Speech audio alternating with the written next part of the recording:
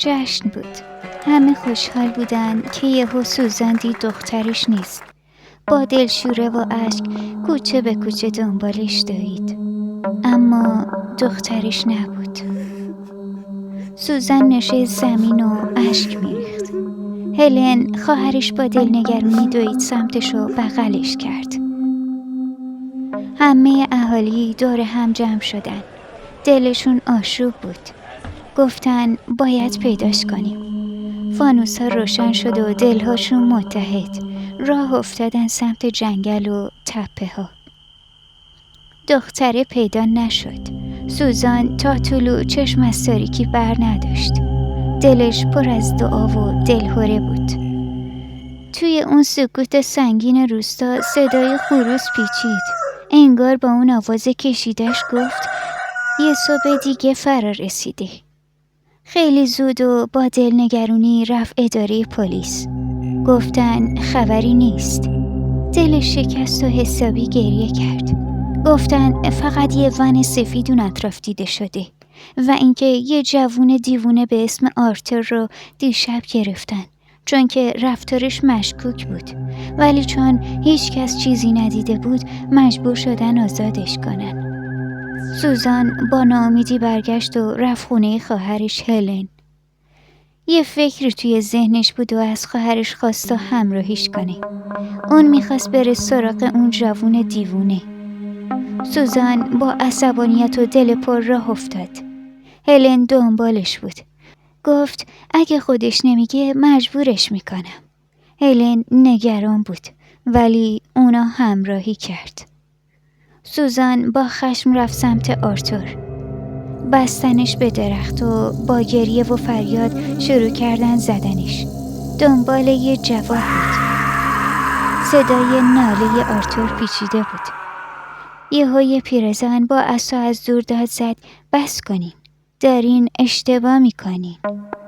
دو خواهر نفس زنان گیج زل زده بودن به پیرزن.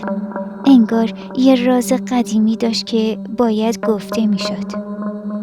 پیرزن با عصا تون اومد جلو و با صدای لرزون ولی محکم گفت اون بیگناهه. دستای آرتور رو باز کرد و ادامه داد. من بزرگش کردم. اون همچین کاری نمیکنه. شما اشتباه گرفتین. پیرزن بازوشو گرفته بود که ببرتش. آرتور یه خنده عصبی کرد و زمزمه وار گفت اون خیلی پایینه. اون پایینه. سوزان برگشت خونه. همه چی همونطور مونده بود. عروسکای دخترش، لباساش، حتی بوی اتاقش. خاطره ها یکی یکی زنده شدن. سوزان با دل پر برگشت اداره پلیس و پرسید آرتور چی؟ اون پیرزن کیه؟ دنباله یه جواب بود. گفتن اون پیرزن و شوهرش سالهاست تنها زندگی میکنن. یه زمانی دخترشون گم شد و هیچ وقت پیداش نکردن. یه زمانی وقتی جوان‌تر بودن دخترشون توی جشن محلی گم شد و هیچ وقت پیداش نکردن. از همون موقع آرتور رو مثل بچه خودشون بزرگ کردن. یعنی به فرزند خوندگی گرفتنش.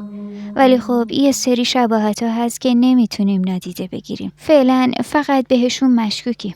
ولی ته دلمون میخوایم اشتباه کرده باشیم. امیدواریم اون چیزی نباشه که تو ذهنمونه.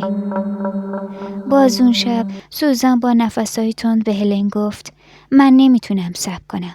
باید همین امشب برم خونه اون پیرزن و پیرمرد. خلاصه راه افتادن سمت خونه پیرمرد و پیرزنه.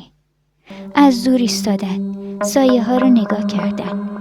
سوزان آروم گفت من میرم تو و تو همینجا بمون. بدون هیچ حرف دیگه‌ای گذاشت و رفت.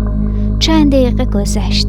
هلن توی تاریکی ایستاده بود که دید دو مرد با لباسای رسمی مثل پلیس آروم رفتن سمت خونه پیرزن و پیرمرد دلش هوری ریخت.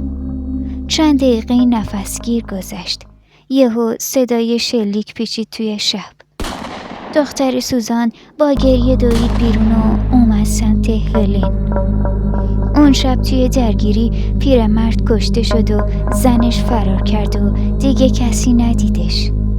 سوزان رفت توی خونه ولی هیچ کس ندید که بیرون بیاد. صبح روز بعد روستا ابری و سنگین بود. انگار خودش هم عزادار بود. زیر بارون آرتور رو به زمین خیره شده بود. لباش می لرزید. اون پایینه. صدای بارون با زمزمش قاطی شده بود. کمی اون طرفترش صدای ناله‌ای که از چاه متروکه می اومد شنیده می شد. خفه و کشدار.